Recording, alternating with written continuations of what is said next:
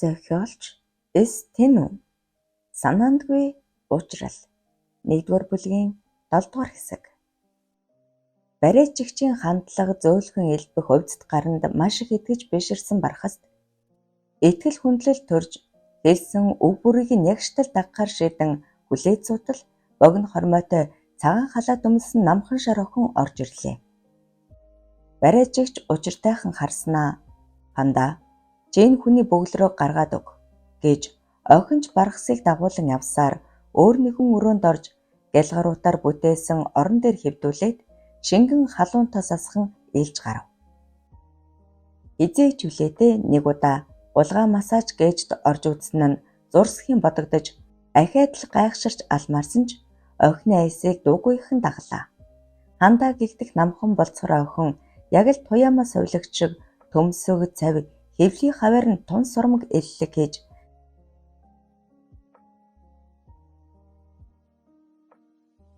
онгойтол тавилж орхилоо. Хандаа игдүүтэйхэн инээмсэглээд "Ахаа, тааш шүршүрт ороорой" гэчгээд гараад явчихав.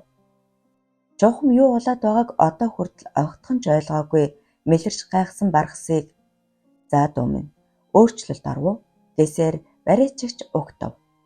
"Тийм ээ, маш гоё хөнгөрч сэргэлээ. Гэхдээ энэ бүхнийг урд хожид огт дуулаагүй юм байна." Барайчигч жуумалдсан хിവэрээ "Ер нь бол тун нууц эмчилгээ шүү дээ. Үссэн хүн болгонд үйлчилдэггүй. Өөрт чинь манай эмч нар итгэсэн бололтой. Бас нууцлын гэрээ байгуулсан байх учиртай" гэлээ. Бархас толгой дохиод "Надад найдаж болно. Ийм ач буянтай хүмүүсийн итгэлийг алдахгүй" гэж яаран хариулав. Ахид 2 удаа бариулаад л 18 настай юм шиг болчихно. Хүчтэй дөргисны улмаас хэрэгтэй судснууд ч дарагдаад хаагцчихсан байна лээ. Бас том чухал хялгсан судснууд олноороо гэмтэж тасарч. Гэхдээ 3 удаа бариулаад сэргээ хэмжлэгээ хийлгэхэд бүх юм зүгээр болно. Гол нь гамсайн барин шүү гэлээ. "Баярлалаа эгчээ. Би бодохдоо насны хэц дөнгөж 40 хүрч байж." Барайчигч нуг инээснээ "Дүү минь, санаа амарвэ. Харин төлбөр нь нэлээд өндөр гарах байх шүү." "Аа тийм. Юу, үрийн шингэнээ айлуулах сайн гадагшлуулаарай. Нөгөөдөр өглөө хүрээдэр" гэжээ. Сэтгэл сэргэж биеийн хөнгөрсөн Бархасыг болдымч дулаахан инээмсэглэн ухтаад "Ашгүй ахын асуудал шийдэгдсэн юм байна. Сая барайчтай ярьлаа." "Харин тийм ээ. Ёстой их баярлалаа. Ах нь одоо яах ёстой вэ?" "Та манад хэд хоног хэвтээд зохих хэмжлэгээнүүдийг хэлэгчих. Энэ завсраа барай хэлгэн үз. Ингэж хослвол илүү үр дүнтэй. Юуг нь нохов? Таны сэрэл хүсэл цаашид асар хүчтэй мэдрэгдэх болохоор ямар нэгэн аргаар зохицуулж ойрхон үрийн шингэнийг гадагшлуулах нь маш чухал шүү. Эсвэл та эхнэрээ дуудах юм уу?" Бархас үлээлэг ичингүүрэн улааснаа "Манай хол байдаг. Дээр нь арын ажил ихтэй тэр боломжгүй. Би өөрөө энд аргалъя." "Тэр болно. Гэхдээ секс харилцаанд орохдоо таны зүгээс би хитд ажиллавал сөрөг нөлөөтэй. Учир нь таны дарагдсан болон тасарсан судснууд эргээд засал авахгүйгээр гэмтэх аюултай. Юу хэлэх гээд байна вэ гэвэл барай болон эмчилгээ дуустал та илүү туршлагатай хамтрагчтай харилцаанд орвол сайн байгаа юм. Сексийн үед эрэгтэй хүний бүслэгийн орчмын ялангуяа ууц нуурын булчин ажил их авдаг. Таныг сонирхвол бас нэг үйлчлэгээ санал болгоё" гэлээ. Эмнэлгийн нууцлаг дэг журмыг сайдар ойлгож эхэлсэн Бархас "Эрүүл сарвал болж л байвал юу ч аахав" гэж бодоод "Би та нарынхаа зөвлөгөөг дагнаа. Төлбөр мөнгө энэ тэрдч миний зүгээс асуудалгүй шүү" гэв. "За ок. Танд миний зүгээс бүрэн итгэлээ. Манайх барайчигчээс гадна олон хүмүүстэй хамтран ажилладаг. Туршлагатай залуу охидууд ч бас байгаа. Тэд яг одоо таныг зовоож байгаа дур хүслийг тань гадагшлуулахад туслана. Бүгд эмчийн хяналтанд өдөр бүр шинжилгээ өгдөг. Элдв халдварт өчингүй тийм хүмүүс. Манай эмнэлэг бусад ижил төрлийн эмнэлгүүдээс ялгарах гол онцлог нь энэ юм. Үр дүн, сэтгэл ханамж 100% гэсэн үг" гэжээ. Донор болгохыг хүссэн эмчлүүлэгч нь ноцтой эмгэггүй мөдхийн хэвэн болно гэдгийг барайчигч болоод үеэлдүгээсээ сонссон орчлон догдолсон сэтгэлээ барьж ардан уртаар амьсгаа аваад нөхөр лүгээ залгалаа. Ашгүй даваа эрүүл саруул байсан тул өдрийн хоол хамт итгээр давхран эмнэлгээсээ яаран гарчээ. Донор олж үр шилжүүлэн суулгах талаар нөхөртөөгөө аль эртээ тохирсон хэдийж эргэж буцамтгай зантаа давааг хожим хил ам хийж мэднэ гэж эмээсэндээ улам батгахыг хүснэ нь инэ. Тэд хооллож дуусмагц шил виски захиалсан орчлон нөгөө хүн маань цоо ирүүл гарсан. Бэлгийн сулралнж ноцтой зүйл биш байж одоо арга ивийг нэвтэйхэн олж зөвшөөрүүлэх л үлдлээ гэж учирлав. Шил виски хараад аль хэдийн уярч зөөлрсөн даваа ашгүй дээ. Бидний хүсэл бэлхэн хань уулзаад үзэх үү? Эрчүүд бие биенийхээ зовлон ойлгоно гэд хундах хоослон инээмсэглэж байв. Бид хоёр оролцоод дэм юу хаа? Болд гардан эмчлэж байгаа болохоор хэсэг ажиглая. Ер нь би эмнэлэг дээр хэд хонож таарах бах. Харин чи мөнгө төгрөгийн асуудлыг зохицуул. Алив надад нэг хийчихээ. Сэтгэл санаа нэг л гоё өөдрөг болчихлоо. Эхнэртэйгөө ойртолгүй тун утсан даваагийн сэрэл хүсэл асаж эхлэн ханаа хоёулаа хариул яасан бэ? Чимэн гээгээ татаад дэндүү гоё үзэсгэлэнтэй харагдаж байна гэд байж чадан талмарлаа. Орчлон татгалзах шалтгаан байгаагүй ч хамгаалттай хийвэл болж байна. Би бие сэтгэлээ бэлдэх ёстой гэд үндэв. Даваагүй нь тийм ч муу хүн биш. Оюутан ахуй насандаа танилцсан хайраар жигүүрлэн дурлалзаж ханилан суусан. Гэвч энэ нь буруу сонголт байсныг хожуухаарсан орчлон эхэл тиссэн ч үр хүүхэдгүй амьдралыг л давж чадахгүйгээ ойлгожээ. Ген сайтай хэнэгнээс үршилжүүлэн суулгаач болтугай амьдралаа үргэлжлүүлэх ишгээдэн донор ирж олоход баггүй хугацааг зарцуулсаар өдий хүрсэн. Давааг өөр бусдтай заваардаг гэдгийг эрт мэдсэн ч салаад явчихъя гэсэн бодол огтхон ч төрөөгүй. Дураараа дургиг гэдэл зөнд нь хайсан. Харин одоо арай өөрөөр бодож ирээдүгөө өөрөөр төсөөлөх болжээ. Гэртээ харсан даруй орчлон улангасан зүтгэх даваа хань минь маш их хүсэж байна гэж үгэлсээр орлуу зүтгэн хоёул нүцгэрэн ноололтлоо. Орчлонгийн бодол санаа нь зөвхөн донор эрийн төрх харагдаж чухам тэр хүнтэй л цэнгэж байгаагаар төсөөлөн нүдээ тасанан гиншиж байв. Эхнэрээ ер бусын тачаангуй байгааг анзаарсан даваа салгансан гараараа бэлгэвч угламгц уйхлан мордоод амраг минь чи минь ямар гоё юм бэ гэж бовтнон уруулыг нь шимэн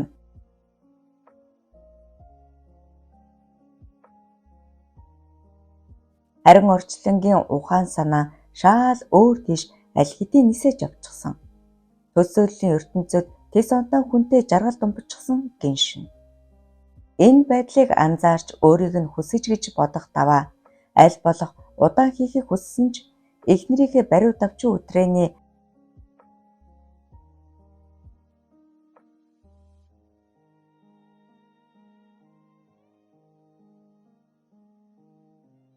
эзэн мүдгүй ханах төгчгсөн байсан ч төсөөлөл нь гэнэтгэн тасарч бодит амьдралдаа эргэн ирсэн орчлон урам муутайхан босоод шүршүүрлүүгөө орчихжээ. 7 дугаар хэсэг төгсөв.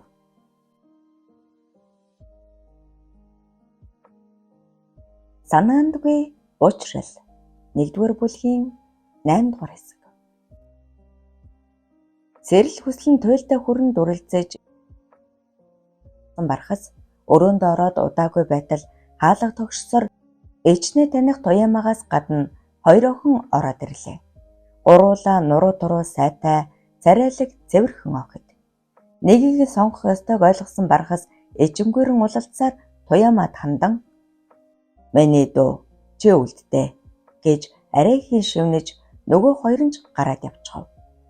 Туяамаа халаатаа тайлан дотор хувцастайгаа үлдээд барахсыг хэвтүүлчихэд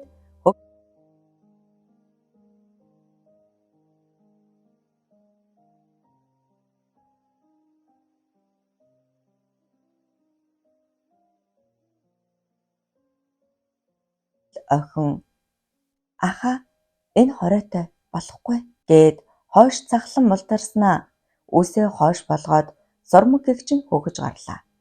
Шүдээж хүрэхгүйгээр гайхалтай хөхөх охин үнэхээр туршлагатай юм. Бархас нүдээ таасанан бүх биеэ охины мэдэлд орхиод Эмилс өнгөтөн айхлахаас өөр яаж чадсангүй. Ануг дууддаг байжээ гэх бодол зурс хийсэн ч эмчийн зөвлөгөөг санан тэр санаагаа тархинасаа авч хаялаа.